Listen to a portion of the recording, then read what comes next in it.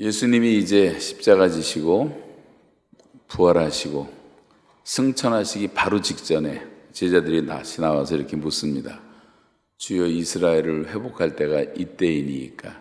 아직도 제자들은 예수님을 정치적 메시아로 기대하고 있었어요. 우리식으로 말하면 이런 말입니다. 주님, 언제나 우리나라 통일이 되겠습니까? 근데 주님은 거기에 대한 답을 안 하시고 이렇게 한마디로 거절하시면서 이렇게 말씀하십니다. 그것은 너희 알 바 아니요, 때와 권한은 아버지께 속한 것이다. 그것으로 주님의 답은 다 끝난 거예요. 그건 너의 알 바 아니다. 하나님의 권한에 있는 것이다. 우리가 쓸데없는 통일 얘기한다고 해서 통일이 오는 것도 아니고, 통일 전문가들은 단 한 사람도 있을 수가 없어요. 왜냐하면 통일은 하나님의 주권에 속한 것이기 때문에. 그래서 하나님께 다 맡기면 하나님이 가장 필요한 때에 통일이라는 선물도 주실 줄로 믿습니다. 우리가 할 일은 뭐냐? 오직 성령이 너에게 임하시면 너희가 권능을 받고 예루살렘, 온 유대, 사마리아 땅끝까지 동시적으로 가서 내 증인이 되라. 그래서 이 땅에 하나님의 통치가 임하게 하라. 그것이 하나님의 꿈이다. 이게 킹덤 드림이라고 주님이 말씀하시는 거예요. 사도행전은 1장 3절에서 하나님 나라를 얘기하고 28장 마지막 절에서 하나님 나라를 얘기하는 거로 끝나고 있어요. 여러분, 제가 오래전에 전도하러 갔는데 우리 토론토에서 한 1시간 떨어진 그 오렌지빌이라는 곳이 있는데 거기에 이제 우리 장로님 한 분과 함께 오늘 전도하러 갑시다. 그래서 전도하러 가서 한국 사람들이 한 5가정 살고 있었어요. 꽤 큰 도시인데 아마 여기 목포만큼 많은 그런 도시입니다. 그런데 한 가정은 이제 예수를 믿겠다, 애들 교회를 다니다 중단한 사람이어서 교회 나오겠다 약속을 받았어요. 그 다음 주부터 그분은 지금까지 교회 생활을 잘하고 있습니다. 두 번째 가정은 방문했는데 이 사람들은 남편은 48살, 부인은 47살 되시는 분들인데 전혀 복음을 받아들이질 않고 아주 얼굴부터 말하는 것부터 그렇게 교만하고 뺀질뺀질하고 사람 무시하고 그러면서 하는 얘기가 자기가 예의상 저한테 하는 얘기예요. 이 다음에 자기가 나이 60대면 그때 생각해 볼 테니까 더 이상 그런 얘기 하지 말자고. 자기는 요즘 사냥에 빠져가지고 사냥하는 재미 아무것도 당겨 할 시간이 없다고. 가게를 하시는 분인데 그러더라고요. 그래서 그러냐고 이제 그러고 할 얘기가 없어서 다른 얘기 하다가 이제 돌아왔어요. 두 번째 갔습니다. 다시 또 복음을 전하려고 했더니 똑같이 그렇게 부인하고 자기는 지금 너무 젊어서 아직 그럴 시간이 없다고. 그래서 죽기 전에 노인들만 믿는 건 줄 알더라고요. 하여간 그 긴 얘기 생략하고 그리고 이제 돌아왔는데 며칠 지났는데요. 제가 이제 운전할 때 항상 그 뉴스를 듣거든요. AM 680 채널을 고정시켜 놓으면 24시간 뉴스가 나오는데 어느 날 뉴스가 나오는데 제 귀에 갑자기 이런 얘기가 들려요. 오렌지빌에서 뇌염이 발생했다. 근데 동양 사람 하나가 걸려서 죽었다. 동양 사람들이 많이 있는데 제가 전도를 하고 온 지 얼마 안 됐기 때문에 걱정이 혹시나 해가지고 알아봤더니요. 그날 복음을 거절했던 48살짜리 그 남편 딱 한 사람이 뇌염에 걸려서 죽은 거예요. 제가 얼마나 충격을 받았는지 몰라요. 그래서 우리 집사람하고 같이 신방을 가서 그 부인이 얼마나 충격받았겠어요. 부인을 부축하고 집에 가서 위로해드리고 복음을 전했더니 부인이 그때 마음을 열더라고. 47살이었는데 예수님을 영접을 했어요.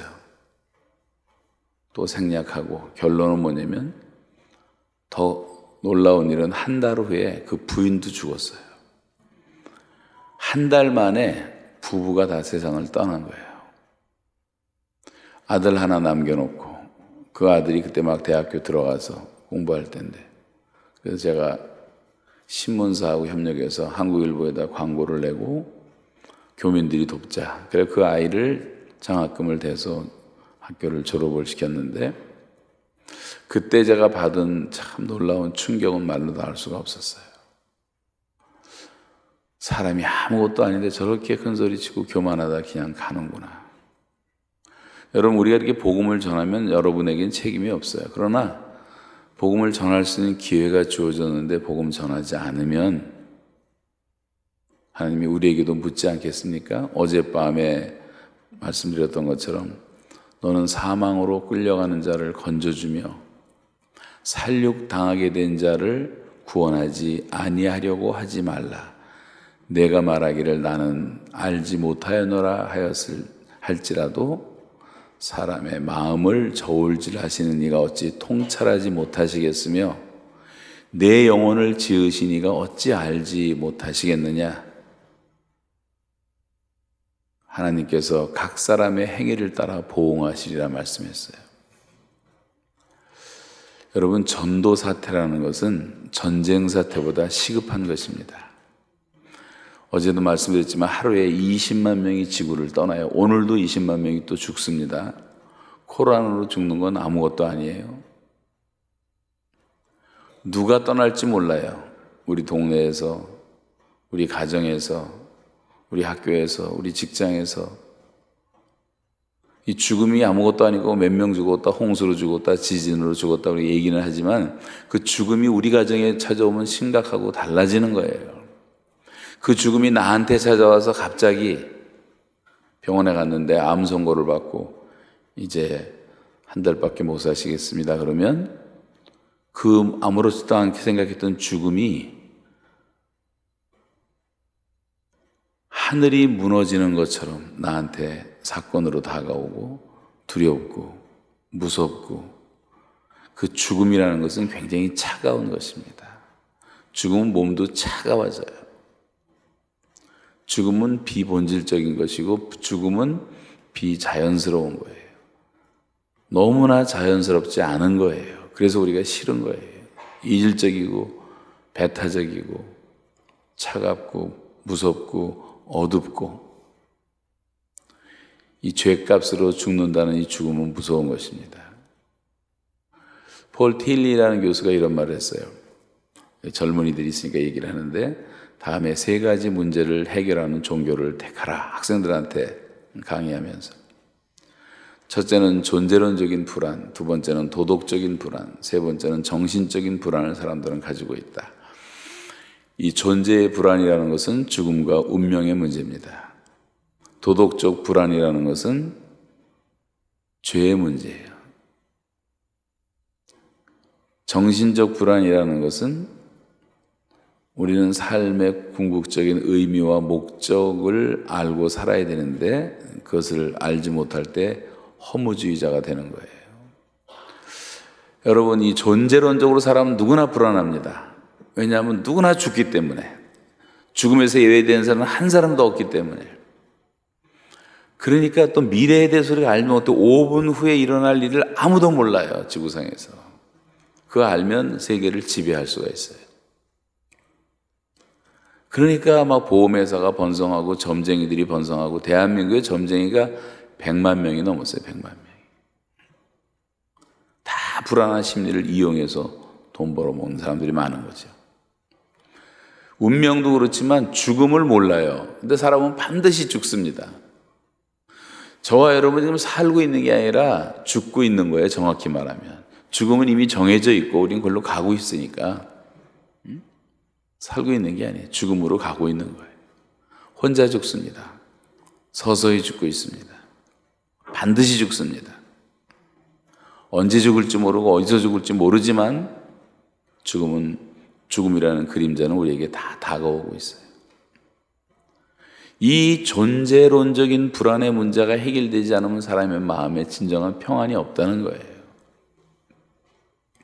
누가 이것을 해결하겠습니까? 성경에 예수 그리스도의 죽음 외에 사람의 죽음의 문제를 해결했다고 하는 얘기는 역사에 한마디도 없습니다. 예수님이 죽으심으로 우리의 죽음의 문제를 해결하셨고, 예수님이 부활하심으로 우리의 의의 문제를 해결하셨고, 우리의 범죄와 물리에서 내어줌이 되고 우리를 의롭다 하시기 위해서 다시 살아나셨느니라. 너희가 나를 믿으면 사망에서 생명으로 이미 옮겼다고 말씀을 하고 있어요.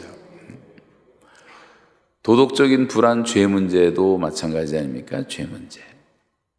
사람은 죄를 지어서 하나님을 떠나 도망하기 시작한 것, 숨기 시작한 것이 인류 문화사, 인류 역사라고 할 수가 있어요. 다 죄책에 시달리는 거예요. 톨스토이나 도스토옙스키나 뭐 다 글들을 읽어보면 하나님과 사람 사이에서 죄와 벌의 상황에서 사람들이 죄에 쫓기는 그런 삶을 살고 있다고 하는 것입니다. 여러분, 아무 문자도 없고 언어도 빈약하고 아무 지식이 없는 아마존에 아직도 원시인들이 살고 있는데, 그 사람들도 이렇게 무식한 사람들, 생선 5마리 살 때 손가락 5개를 펴는 사람들도 종교 행사를 할 때 보면 어마어마합니다. 짐승을 갖다 잡아서 피를 흘려가고 피를 뿌리면서 의식을 행하고, 이게 뭐냐면 인간의 죄성 때문에, 사람이라는 존재는 이 죄 때문에 살 수가 없고 불안해서 이걸 해결하기 위해서 세상에 수많은 종교가 생기는 거예요. 수많은 사기꾼들이 생기는 거예요. 이 죄 문제를 어떻게 해결하겠습니까?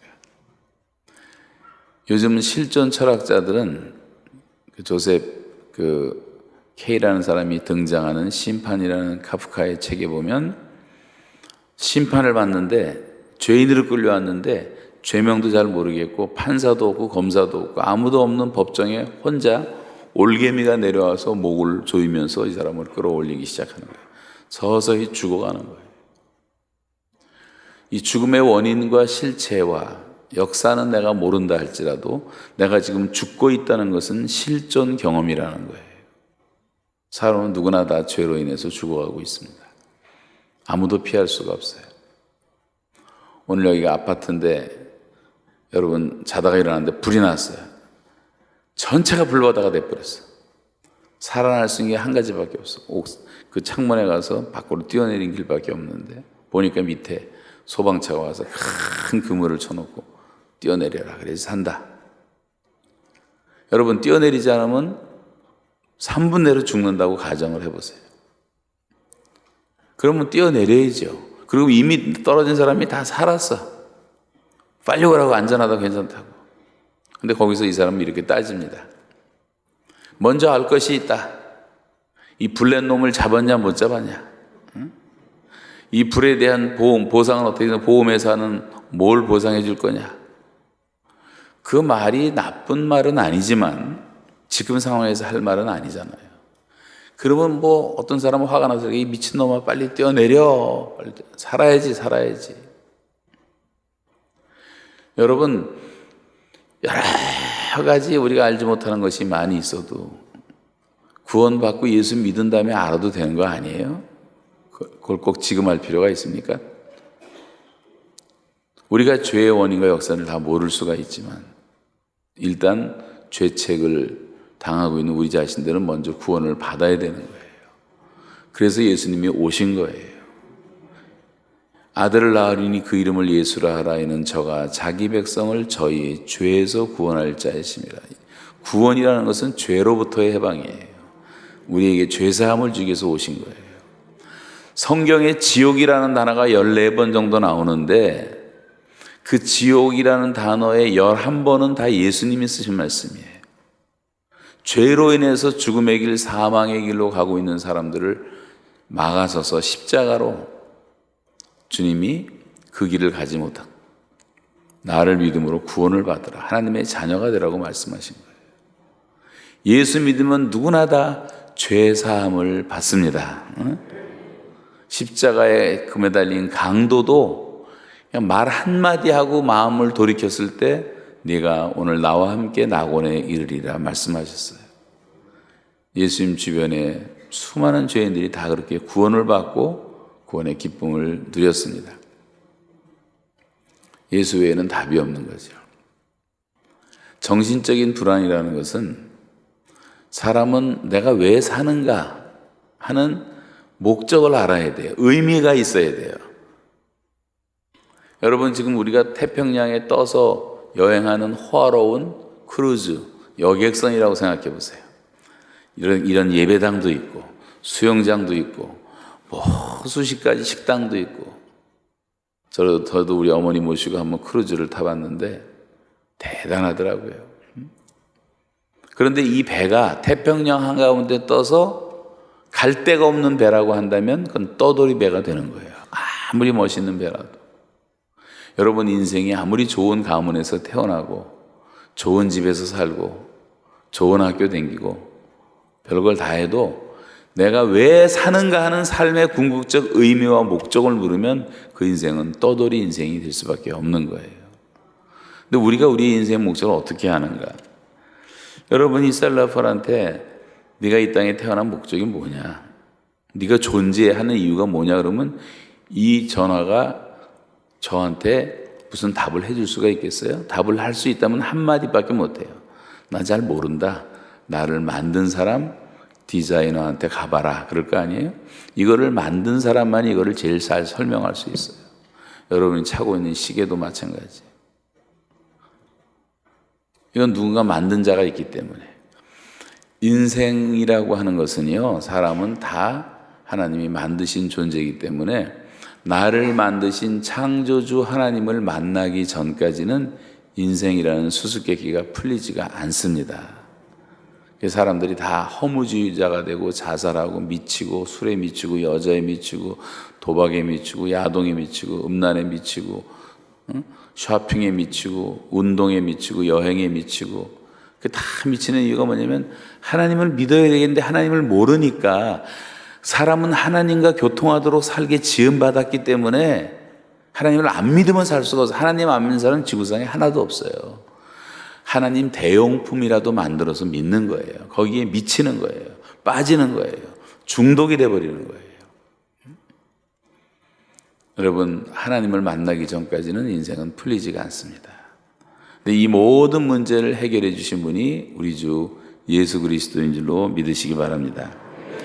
그래서 주님은 내가 곧 길이요 진리요 생명이다. 나로 말미암지 않고는 아버지께로 올 자가 없다.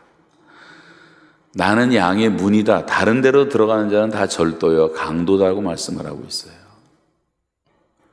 다른 이로서는 구원을 얻을 수 없나니 천하 인간의 구원을 얻을 만한 다른 이름을 우리에게 주신 적이 없다고 말씀해요.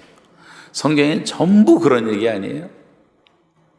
우리 젊은 학생들을 위해서 제가 한두 사람이라도 아직 구원의 확신이 없는 분들을 위해서 드리는 말씀이지만 오늘 새벽에 다 구원의 확신을 받고 돌아가시기 바랍니다. 예수 없이는 구원이 없어요. 아무것도 없어요. 그래서 우리가 복음을 전해야 되는데 여러분, 지금 여러분 대다수는 구원의 확신을 갖고 있는 줄로 믿어요. 나는 오늘 밤 세상 떠나도 하나님께 천국에 들어갈 확신이 있다는 걸 한번 아멘 해보세요. 근데 지금 아멘을 할까 말까 한 사람들, 못하는 사람들은 잘 들으세요. 여러분, 지금 세상의 그 상황을 예수님은 이제 고기 잡는 바다로 비유를 많이 하셨는데 우리는 고기 잡는 어부라 그랬어요. 고기 잡는 어부가 되라. 자, 어느 날 사람들이 고기를 잡으러 간다고 어부로 부름받았다고 나가는데 강에도 바다에도 고기가 많이 있었습니다. 고기가 없는 곳이 없었어요. 사람들은 고기 잡으러 간다고 왔는데 고기를 잡지 않았어요. 어떤 사람은 나는 고기가 좋아하는 먹이의 특성을 연구한다. 어떤 사람들은 나는 고기 잡는 장비를 연구하겠다. 그래서 그런 일만 열심히 했어요. 어떤 사람은 고기잡이의 필요성을 역설하고 우리는 다 같이 고기를 잡아야 된다고 말은 하고 연설을 했지만 고기를 잡지 않았어요. 어떤 사람은 고기잡이의 필요성을 가리키기 위해서 다 사람들을 모아놓고 3박 4일씩 4박 5일씩 프로그램을 만들어서 운영을 하고 훈련을 시켰어요. 그러나 고기는 잡지 않았어요. 조한 드레스처라는 목사님의 책에 나오는 이야기의 한 부분을 제가 각색을 한 건데 그런 이야기가 계속됩니다.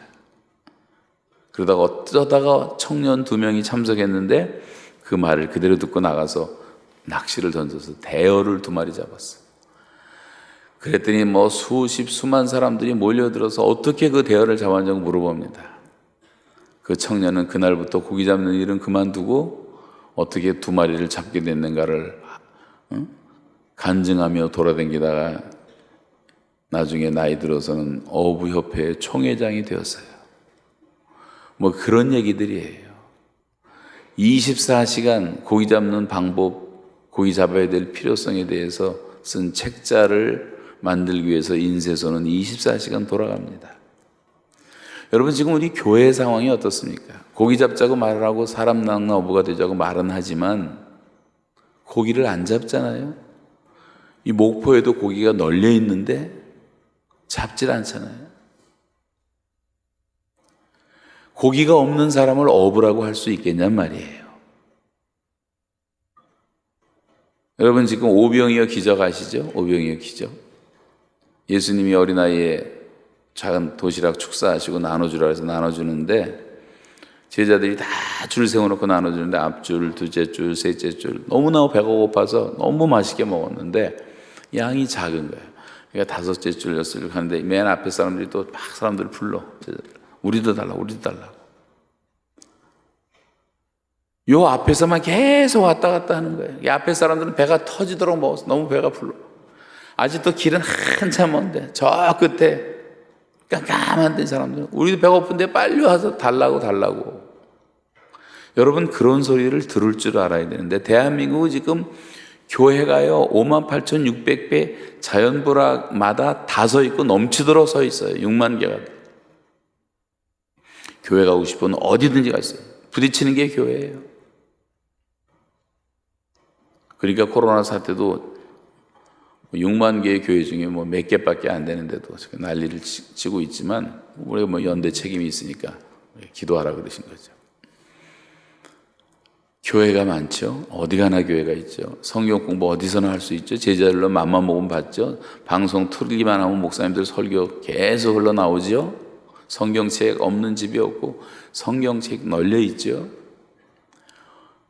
신학교 가려면 신학교 갈 수 있고 우린 지금 배가 터지도록 먹고 있단 말이에요. 복음을 듣고 예수님을 알고. 그런데 아직 한 번도 예수님의 소식을 듣지 못한 사람들이 아직도 20억이나 있다는 게 여러분 너무 아이러니하지 않습니까? 미국 대통령 하나가 젊은이에게 총 맞아서 죽을 때 1963년도 빵 소리 나고 머리가 터져서 즉사했어요. 그리고 불과 3분 안에 인터넷도 없던 시대에 JF 케네디가 죽었다는 소식은 30억 인구에게 3분 안에 다 알려졌어요. 미국 대통령이 죽었다는 소식이. 그런데 여러분, 하나님의 아들이, 죄 없으신 하나님의 아들이 인류를 구원하기 위해서 십자가 지시고 피 흘려 죽으신 모든 사람이 들어야 될 이 소식은 2000년이 지났지만 아직도 20억 인구가 듣지 못하고 있다는 것은 얼마나 기가 막힌 일입니까? 이 복음이 들려져야 된단 말이에요. 우리의 상황을 잘 아셔야 돼요, 여러분. 우리가 왜 복음을 전해야 하느냐? 제가 이 복음 전해야 이유를 한 10가지를 말씀을 드려야 되는데 도저히 드릴 수가 없어요. 그래서 몇 가지 오늘 잠깐 하고 내일 또 말씀을 드려야 될 것 같습니다. 자, 첫 번째 우리가 이 복음을 전해야 될 이유는 예수님과 사도들의 모범 때문에 그런 거예요. 예수님께서 본을 보여주셨어요. 우리는 예수님을 따라가는 사람들입니다. 우리는 사도들을 따라가는 사람들입니다. 아멘이죠? 그래서 기독교 2000년 역사는 예수 그리스도와 사도들의 터전 위에 세워진 교회라고 우리가 말하는 거예요. 저와 여러분은 모두가 다 예수를 따라가는 제자가 되어야 되는 거예요. 그럼 예수님이 뭐 한 걸 따라가냐? 뭘 따라가냐? 예수님에 대한 많은 영성 책자들이 나와 있지만 다 좋지만 유감이 하나가 있는데 아무리 유명한 책도 결정적으로 빼놓은 것이 뭐냐면 전도자 예수를 빼놓고 있어요. 예수님은 인자가 온 것은 잃어버린 자를 찾아 구원하기 위해서 왔다고 말씀하셨고, 제자들을 나중에 세상 떠나면서 파송할 때도 요한복음 20장 21절에 아버지께서 나를 보내신 것 같이 나도 너희를 보내노라, 땅끝으로 가라, 제자를 삼아라, 모든 족속에게 내가 분부한 모든 것을 가르쳐 지키게 하라, 세례를 줘라, 그런 말씀하셨고, 오늘 본문도 예루살렘, 온 유대, 사마리아 땅끝까지 동시적하라. 여러분, 지금부터 한 130년 전에 미국에서, 호주에서, 영국에서 선교사들이 조선에 가서 복음을 전하겠다고 떠나겠다고 할 때, 옛날에는 다 비행기도 없고 배 타고 다닐 때인데, 그때 여러분, 사람들이 그 사람들한테 이렇게 말하는 거야. 야, 뭐 조선까지가 아니야. 그 흑암의 땅이라는데 가면 다 죽인다는데, 여기도 인디안들도 있고 안 믿는 사람 너무나 많은데 여기서 전도하지 뭐 조선까지가. 그리고 우리나라에 선교사들이 안 왔으면 지금 대한민국은 어떻게 됐겠어요? 아직도 우리는 어둠의 백성으로 남아있을지 몰라요. 누군가 가줘야 되는 거예요, 소명을 따라서. 예루살렘에서도 전도할 사람이 있고, 사마리아 땅 일본 같은 데도 가야 되고, 중국도 가야 되고, 북한도 가야 되고, 아프리카도 가야 되고, 동시적으로 가라고 주님이 명령하셨단 말이에요. 왜냐하면 그렇지 않고는 구원을 받을 수가 없기 때문에. 예수님은 모본을 보이셨는데, 여기 오셔서 주님의 공생에는요, 갈릴리라는 호수 주변을 다니시면서, 갈릴리 주변을 두루 다니시며 복음을 전하시고, 베드로야, 요하나, 야고보야, 바돌로메야, 빌리바, 마테야, 다 일일이 사람들을 부르시고 제자를 삼으십니다. 예루살렘 쪽으로 가시다가 마리아야, 마르다야, 나사로야 또 다 전도하시고 부르십니다. 어느 날은 삭개오를 찾으러 저기 사해바다 근처까지, 여리고까지 가서 그 죄인 삭개오를 구원하십니다. 어느 날은 사마리아로 통행하여야 하겠는지라 그 더럽혀진 여인 한 사람, 창피해서 우물 대낮에 길로 나오는 그 여인을 앉혀놓고 식사도 건너뛰시면서 그 영혼을 구원하시잖아요. 그 여자가 물동이를 버려두고 막 예수님 만나면 그런 현상이 일어나는 거예요. 온 동네방네 돌아다니면서 다 와보라. 수백 명의 사람들이 모였잖아요. 사마리아에서 주님은 예정이 없던 스케줄 이틀을 머무시면서 그들에게 복음을 전하시고, 우리가 또 다른 동네로 가자. 주님은 계속 그렇게 다니면서 복음을 전하십니다. 예수님 주변에는 늘 죄인들이 있었어요. 죄인들이 친구라 그랬어요. 예수님 주변에는 각색 병든 자들이 가득했어요. 해가 질 때까지 고쳐주셨어요. 기도하시고.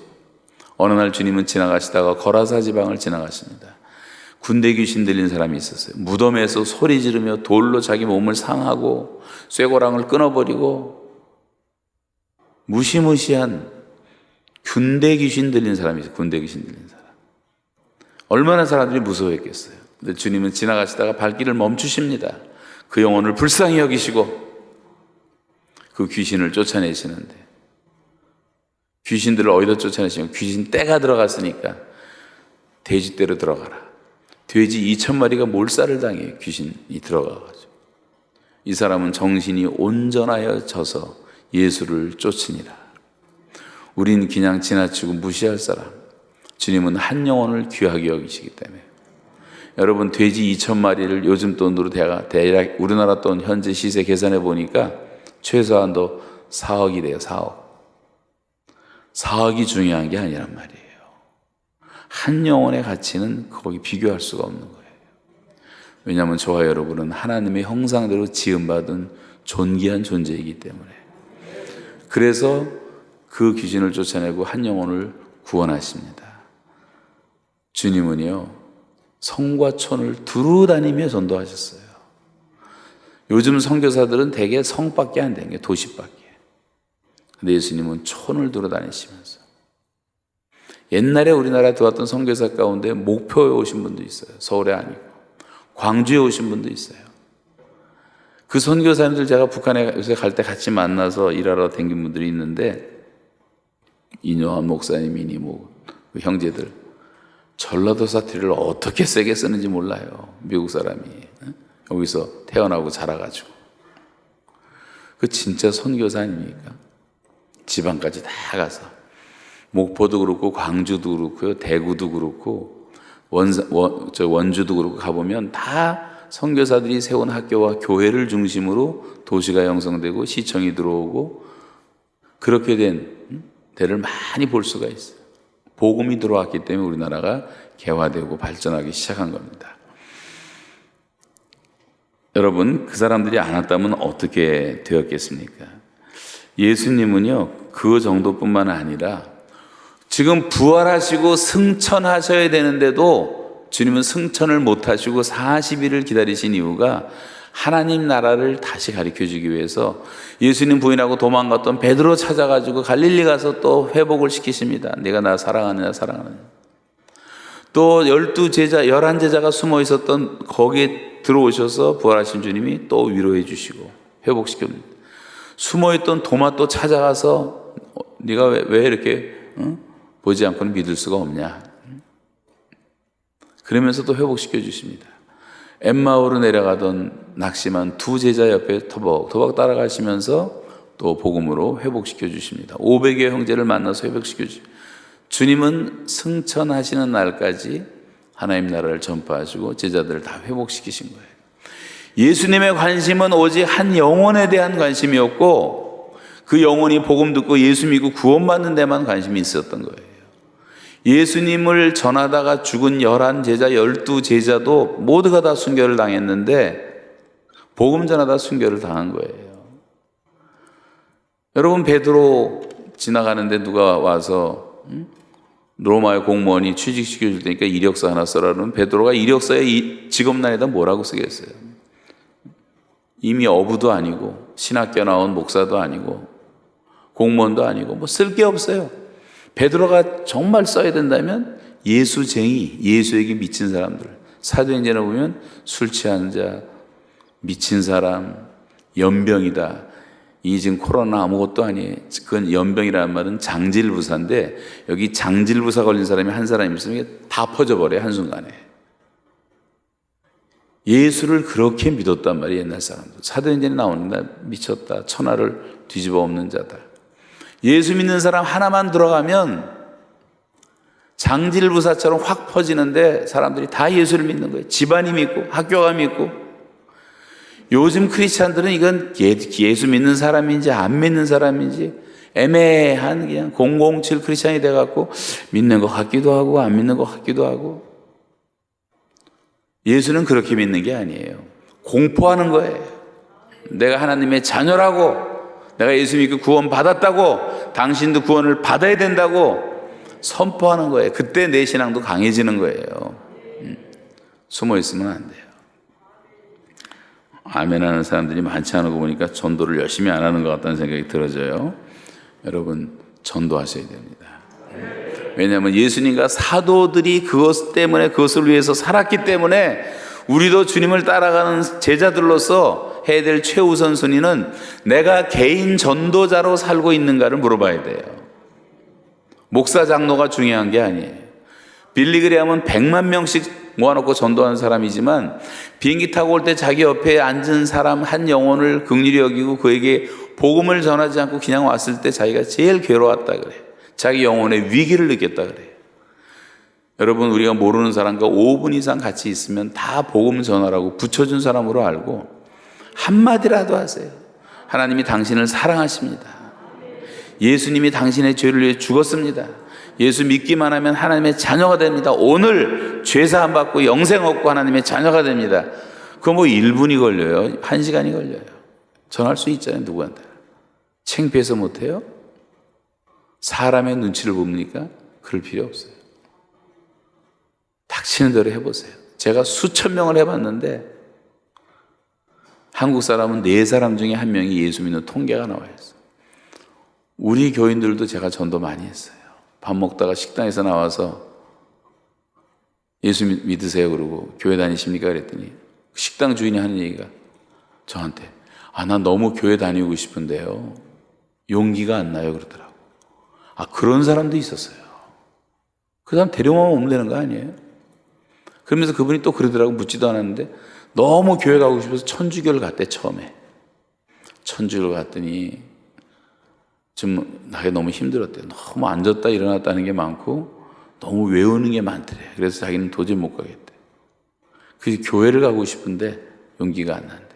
9주간부터 나왔어요. 우리 교회 지금 부부가 다 집사가 되고 자녀들, 직원들까지 다 데려 나오는데, 토론토 최고의 일식집 주인인데 우리 교회에 오는 강사마다 그냥 그 사람이 지극정성으로 대접을 해요.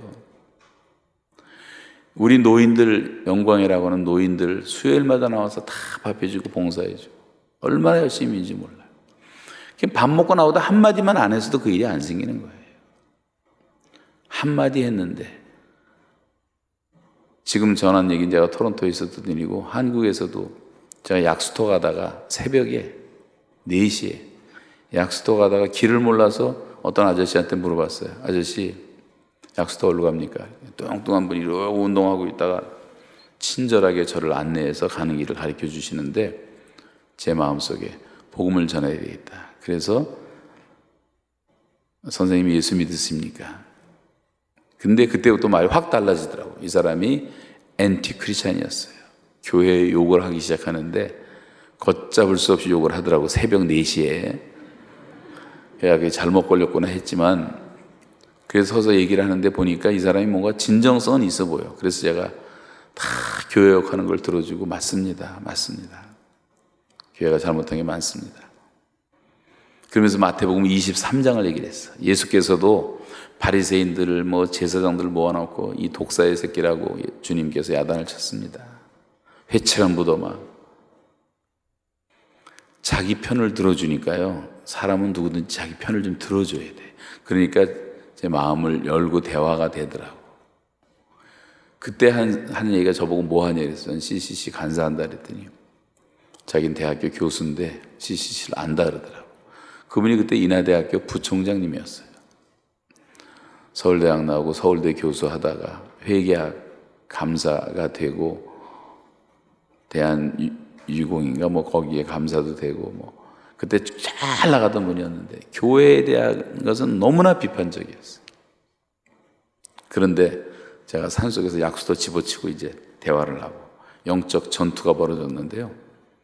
1시간, 2시간 지나니까 산속에서 얘기를 하는데 이 사람이 마음을 열기 시작하더니, 생각을 바꾸기 시작하더니 저보고 자기 집에 좀 갈 수 없니?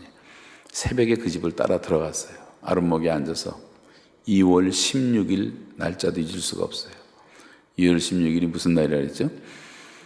김정일 생일이지만 제 생일이기도 해요. 생일날 받은 응답이기 때문에.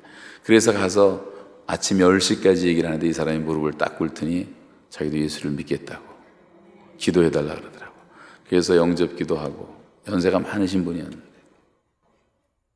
부인이 울더라고. 부인은 교회, 정릉교회 다니는 집사님이었어요. 남편이 하도 교회를 핍박하고 그래서 자기가 날 울면서 금식 기도를 했는데, 금년에 3일 금식하면서 하나님, 이 남편 좀 어떻게 변화시켜 주시는데 성경을 좀 잘 가르칠 수 있는 사람 하나 만나게 해주세요. 그렇게 기도했대. 저도 그해 1월 1일부터 3일까지 원당 금식, 우린 30년 동안 매년 초에 이제 새벽 금식 기도 하거든요. 그때 제가 기도한 것도 하나님이 이 학생들만 전도하는 것이 아니라 이 지역 사회에 제가 성경 공부를 하나 가르칠 수 있게 해주세요. 기도했는데 이게 딱 맞은 거예요. 그래서 그날 밤에 저희가 그 부부를 초청을 해서 제 생일날 같이 식사하고 성경 공부하자고 도전했더니 하고 싶대. 그게 수요일이었는데 토요일부터 시작하자. 토요일 밤부터 시작해갖고 5년을 했거든요. 5년을 제가 갔는데 첫 번째 갔더니 거기가 국민대학교 교수단지였는데 자기 부부만 하기 미안하다고 국민대학교 김찬묵 교수니 육군 대령이니 이렇게 해가지고 한 8, 9명을 모아놨더라고. 구원의 확신이 없는 사람들 다 사형리로 구원의 확신 갖게 해주고 성경 공부를 시작하고, 다음 주부터 꼭 한 명씩 사형리를 이걸 읽어줘라, 전도하라. 전도는 처음부터 가르쳐야 되는 거예요. 그랬더니 그 다음 주에 와서 김찬묵 교수라고 초신자가 너무 신기하다고, 자기가 가서 학생들한테 읽어줬더니 다 예수를 믿겠다 그런다고 너무너무 자기 자신이 놀랐다고 간증을 해요. 안영구 목사님 전도했습니까? 그랬더니 이분은 머리를 긁적거려 자기는 못했다는 거예요. 아니 이 집에서 성경 공부하자고 해놓고 이렇게 말 안 들으시면 어떡합니까? 하나님이 영적 권위를 주세요. 여러분 전도하고 나면. 근데 이분이 얼굴이 빨개지더니 다음 주부터 하겠다고. 다음 주에 해왔어요. 이 교수들이 뭐 하는 사람들이냐면요, 다 박사학위 논문 지도 교수들이에요. 여러분 박사학위 논문 쓰는 애들이 자기 지도 교수가 전도하는데 안 믿겠다고 대항할 사람이 몇 명이나 있겠습니까? 그러니까 다 예수님을 믿는 거예요. 순순히 받아들여요. 그러니까 안영건 박사도 간증하면서 너무너무 재밌다고. 전도의 붐이 일어났어요. 국민대학 안에는 엄청난 부흥이 일어나고요. 김찬묵 교수라는 한 사람을 중심으로 제가 6개월 만에 갔을 때 국민대학에 교수만 43명을 모아놓고 성경 공부를 하더라고요. 그 중에 한 학군단장이 저를 만났는데 이 사람이 간증하는데요. 12.6 사태 때 박정희 대통령을 죽인 그 누구예요? 김 누구죠? 네, 그 사람의 그 비서였던 육군 대령이었는데 이 사람이 이제 그 자리에 들어가면 별을 따는 건 뭐 따놓은 건데 그 자리에서 밀려갖고 학군단장으로 빠지고 다른 사람이 들어갔어. 11.6 사태가 터지고 이 대령도 죽었어요. 김재규와 함께. 이 사람이 그때 엄청난 충격을 받은 거예요. 그 사람도 부인은 믿는 사람이었어요. 그러니까 여러분, 이 부인들의 기도가 너무 중요한 거예요. 자기 남편이 예수 믿게 들어. 좌천돼가지고 막 너무너무 괴로워하고 있었는데, 이 사건이 터지고 내가 그 자리에 있으면 내가 죽었는데 정신이 번쩍 난 거예요. 그때 우리 김찬묵 교수가 옆에서 전도를 해서 예수를 믿게 됐어요. 이 사람이 감동을 받고 제 얘기를 듣고 저를 만나자는 거예요. 그래서 만났더니요, 국민대학 가서 전도 좀 해달래. 학군단장이니까 제가 다 모아놓겠대. ROTC 후보생들, 교련받는 학생들 1,500명을 모아놓고 연병장에다 정신훈련 시간이라고 우리를 데려다가 전도를 시키는 거예요. 거기서 자기 이름 잘 못하니까. 우리가 90명을 그냥 갑자기 상담 요원으로 풀어놓고 전도하기 시작한 때가 있어요. 그때부터 예수 행진이 시작됐어요. 지저스 언더마치라고. 국민대학에서 데모하는 애들보다 더 열심히 전도했어요. 데모하는 애들이 저것들 뭐냐 할 정도로. 그래서 지저스 언더마치가 전 캠퍼스로 퍼져나가고 전도운동이 시작됐어요. 그 이야기를 하자면 끝이 없습니다. 그 성경 공부하던 중에 한 친구가 또 얘기를 듣더니 저를 만나서 납치해갖고 자기 집에 데려갔는데, 그 세금정에 있는 그 당시 민정당 정책실장이었던 김영작, 그분도 국민대 정치학과 교수였는데 그 집에 데려간 거예요. 거기 이제 천주교 신자들만 모였어요. 천주교 신자. 세금정 성장 나가는 천주교 신자들만 모였는데, 거기도 한 8-9명 모였는데, 뭐 정신과 병원 의사, 또 정신과 병원 원장, 연세대학교 교수, 국회의원, 다 이런 사람들이 모였는데, 사람들은 너무 교양 있고 착한데 구원의 확신이 한 사람도 없는 거예요. 또 사연이 쭉 놓고 읽고 구원의 확신에 대해서 설명을 하고, 그 주부터 시작해서 4년 동안 목요일 밤마다 제가 성경 공부를 했는데, 그 중에 한 사람 루디아라는 화가는 막 받아쓰고 성경 공부를 할 때 그 외에 열심히 받아쓰는 애들 그걸 다 정리해갖고요, 주일날 성당 가서 가르치는데, 주일학교 교장이 신부님이고 교감이 이 루디아였어요. 신부님한테 허락을 받아갖고 가르치는 거예요. 4년 동안을요, 저하고 성경 공부한 개신교 성경 공부를 가지고 교사들 가르치면 교사들이 학생들 가르치고, 그래서 말만 천주교 한 3,000명 모이는 큰 성당이었는데 다 성경 공부를 하기 시작한 거예요. 그 청년회도 제가 초청을 받아서 청년회 강사로 한번 간 적이 있는데, 천주교 처음 강사로 갔는데 어색하더라고. 애들이 수백 명이 모였는데 웅성웅성 대고 좀 쉬자 그래. 또 쉬라 그랬더니 나가서 담배 한 대씩 피우고 들어오고, 아주 엉망이더구만. 거기에 가보니까 천주교 가서 전도도 해보고, 또 정신과 병원 원장이 자기 병원에 와서 전도도 한번 해달래. 이 전도에 대한 부담을 느끼니까. 내가 정신병원 전도를 한 번도 해본 적 없거든요. 근데 안 갈 수가 없잖아요. 또 전도해달라는데. 그래서 갔죠. 갔더니 한 50-60명 젊은 애들 모아놨는데 다 이 도른 애들이에요. 서울대학교 댕기다 돌고, 유학 갔다 와서 돌고.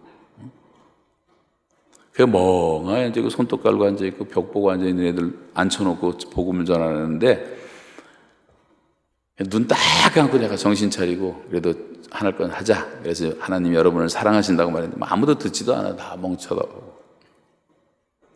그런데 말로만 듣던 사건이 터졌어요. 저쪽 뒤에 있는 애가 벌떡 일어나더니 내가 한참 설교하고 있는데 내가 예수다 그러는 거예요. 저기서 뒤에서. 그래서 제가 그때 순간 당황을 했어요. 이걸 어떻게 참나. 그리고 이제 딱 참고 응답 안 하고 계속 나가는데 더 큰 사건이 터져. 이쪽에 있는 애가 일어나더니 나를 안 보고 걔를 보더니 내가 너를 보낸 적이 없다 그러더라고요. 또 그러니까 이제 그때부터 내가 정신병자인지 얘네들이 정신병자인지 정말 말로만 듣던 사건이 터진 적이 있어요. 그래도 끝까지 복음을 전하긴 했습니다만, 제가 이런 말을 드리는 이유는요, 정신병원에서도 복음 전도가 필요하다는 거고, 뭐 그런 이야기를 하면 끝이 없어요. 제가 지금부터 1시간 동안 이런 내용들을 쭉 얘기를 해야지 요 스토리를 대략 얘기할 수가 있는데, 제가 이 말을 드리는 이유는 그날 새벽에 4시에 지나가다가 약수터 어디 가냐고 물어보는 아저씨한테 제가 그냥 고맙습니다 하고 지나갔으면 아무 일도 안 생긴 거예요. 예수 믿냐고 한마디 하는 것이 계기가 돼갖고 지금 다 표현을 못하지만 어마어마한 일들이 수천 수만 명이 구원을 받고 이 교수들이 다 장로가 돼서 지금 주로 이제 정릉 장로교회는 정릉교회라고 큰 교회가 있어. 거기 지금 다 나가는데 엄청난 일을 많이 해요. 안영구 박사님은 작년에 하나님 나라 가셨어요. 책도 엄청나게 내고 교수로서 책 써서 예수님 얼마든지 전도를 많이 하고. 여러분, 지나가는 사람에게도 우리가 복음 전하는 것을 잊지 말아야 됩니다. 지금 그런 얘기하자면 끝도 없고요. 너무나 재밌는 사건이 많아요. 한 사람 전도했는데 사건들이 생기는데 엄청나게 생기더라고요.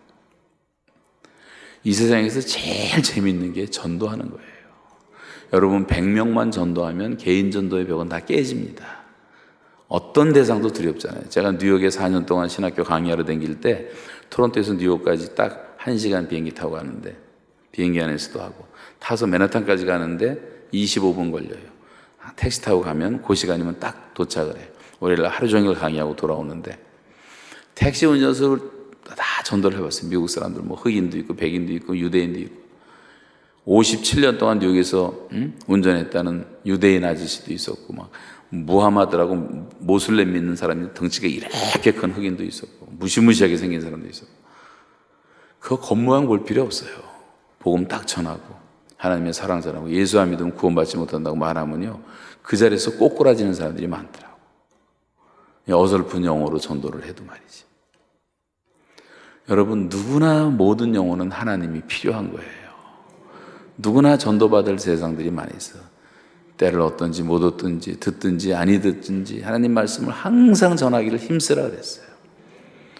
여러분, 내일 모레 이틀 남았는데 한번 순종해서 단 한 사람이라도 여러분 접촉하는 사람, 뭐 세탁소, 내가 가는 편의점, 내가 가는 이발소, 내가 가는 은행, 누구든지 사람 우리가 접촉하며 살지 않습니까? 모든 사람과 관계하잖아요. 여러분 가족 중에도 예수 안 믿는 사람이 있고 친구들도 있고 한번 순종해서 한 5분만 시간 달라 그러고 마스크 쓰고 벗고 하지 마시고 그리고 한번 복음 전해보세요. 다른 거 전하지 말고 훈련 안 받았으면 그냥 하나님 당신 사랑한다. 예수님이 너를 위해서 죽으셨다. 우리가 죄 때문에 하나님을 못 만나는 거다. 하나님의 사랑이 너무 놀랍다. 다 하나님의 은총과 축복을 받을 수 있다. 예수를 믿기만 하면 죄사함 받고 하나님의 자녀가 된다. 잘 모르시면 사형리 교회에서 갔다 와요. 밑에 전도지도 있던데 전도지 갖고 와서 전해주고 해보세요. 순종해서 기도하고. 전도가 안 되는 이유는 한번 따라하세요. 첫째, 실천 부족. 두 번째는 훈련 부족. 세 번째는 기도 부족. 네 번째는 육성 부족. 양육이 안 된단 말이죠. 그래서 하면 돼요. 근데 잘 못하는 이유는 나는 내가 예수 믿고 구원받은 걸 알고 있는데 다른 사람한테 말하는데 조금 어려움이 있어. 이걸 해결해 주는 게 훈련이니까 훈련도 받으시고. 제일 결정적인 거는 성령 충만한 생기가 부족한 거예요. 그래서 기도를 많이 해야 돼.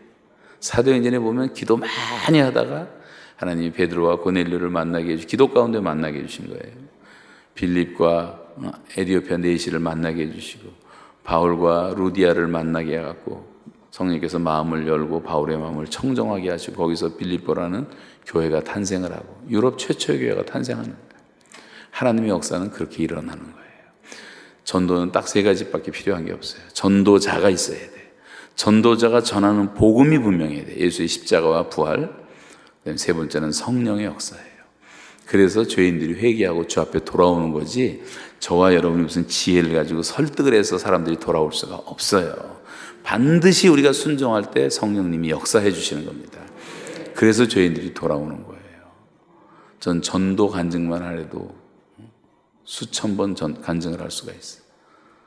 인천에 가면 순위감리교회라는 교회가 있는데 100명 모일 때 이호문 목사님이라는 부흥 강사인데 그 목사님이 우리한테 전도 올려시켜달라 그래서 우리가요 그 순위감리교회를 100번 이상을 갔어요. 100번 이상 전도 올려시키러 100명 모였는데 금방 1000명, 금방 2000명, 금방 10,000명 되더니 10년 좀 지나면서 5만 명 교인이 되더라고요. 그 목사님은 실천력이 있어. 전 교인들이 지금 부평 감리교회도 그 CC 출신 목사님인데 그렇게 전도 열심히 하니까요. 교회가 뭐 차고 넘쳐서 앉을 자리가 없어. 여러분 이만하면 됐다. 목표에서 이만하면 훌륭한 교회라고 자만하지 말고 더 열심히 전도해서 주일 1부, 2부, 3부, 4부, 5부, 10부까지 꽉꽉 차고 그 모자라서 월요일로 넘어가서 월요일 예배 3번 드리고 화요일 3번 드리고 이 목포 시민들이 다 와서 지금 70%가 안 믿잖아. 다 지옥 갈 인간들 아니에요. 전도하지 않으면 어떻게 저 사람들이 복음을 들을 수가 있습니까? 듣지 않으면 믿을 수가 없잖아요. 믿지 않고 구원받을 수가 없잖아. 전하란 말이에요. 이게 우리가 살아있는 특권이에요. 이게 사명이란 말이에요. 담대하세요. 담대하세요. 그럼 다 잘 되게 돼 있어요. 이 복음 전하지 않으면 화가 임합니다. 목포 사랑의 교회가 전도하지 않으면 교회가 망합니다.